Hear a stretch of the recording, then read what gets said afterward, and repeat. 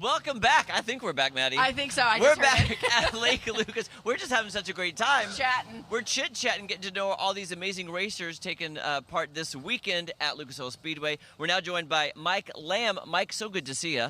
Yep, good to see you guys. All right, give us a little of your history of racing. How long you been doing this, my friend? 1996.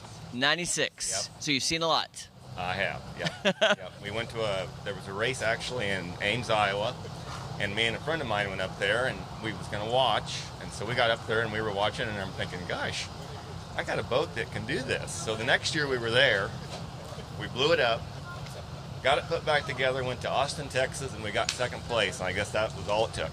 Oh, that's all it took. So first was a blow up. Okay, first time, second time's the charm. What about this sport hooked you? Besides getting the second place, what about it just really calls to you? It's very family oriented. We've made a lot of friends over the years, and it's nice to come to these races and see them, and visit with them, and just kind of we've just had a lot of fun over the years. So are you first generation racer, or did Yes. you have other people? Is your family involved now? So what's the crew like? My family comes and watches. I mean, they're very supportive, but no, I'm the first one that's ever raced. That's kind of surprising because we've heard a lot about generational, that my dad did it, my grandpa did it. Yeah. You just got into it. And I like that you said, well, I have a boat that can do that. I don't have a boat that can do that. Yeah, we just took it to the lake, and it was an open flat bottom, and so we ran that for a few years and didn't do very well, so we got into alcohol hydro. So I'm curious. So when you are, quote unquote off season, where are you practicing? Are there designated lakes, or do you just choose a body of water and say, all right, here we go, practice? no, we don't really go out and do any of that. Oh, I mean, really? in the beginning we did a little bit, but not. You just can't duplicate this. I mean, you got to have the race conditions, and it's just got to be like this. Okay, here's how I'm confused then. Not having any family in it, you're getting into racing. How did you learn the sport, learn the rules, and then know exactly? Because we've learned over the years, you got to start here, you got to end here, you got to be within this time period.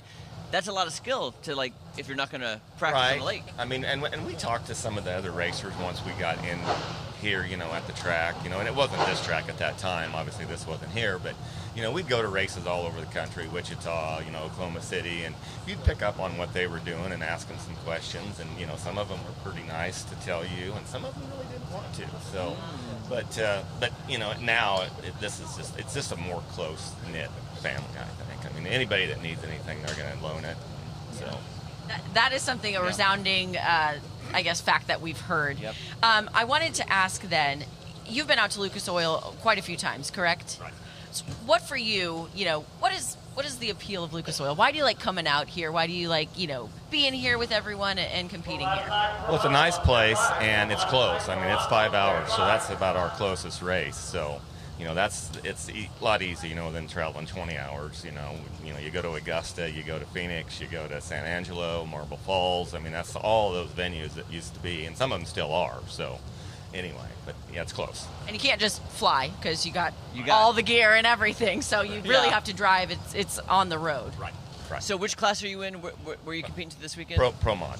Pro mod. And Yep. explain to our viewers what that means. So that's an index class, and we have to run a 560. Can't go any faster than that, and it's 1,000 foot. So I mean, that's basically what it is. So, That's the rules I'm talking about. The 1,000 feet. You can't go above this. You can't. You're trying to Right, get in that yeah. that sweet spot. we ran if you run a 559 on Sunday and the other guy runs a 560, you get beat even though you went faster. See, so many rules, Maddie. Lots of rules. And Mr. Allen, I'm blanking on his first name. Rick, Thank yeah. you. Rick Allen was saying, you just don't think you go, but then you really have to think because there's all these different things that you're competing against. Right. Yeah. I mean, it is, and then you have the light down at the end. So I mean, you can't red light. So and it tells you how much time you leave on the clock when you leave there. So you try to trim that down. So it's not easy. One more question. Is it adrenaline? Is it nerves? Is it fear when you get into that getting ready before that countdown? A little bit of all of it, I would say. You get in there and get comfortable though once you get to the line, and you think, okay, I've done this. Just be safe and do our thing. Awesome. Mike, thank you so much for your Pleasure. time. Best of luck today and this weekend. Yeah.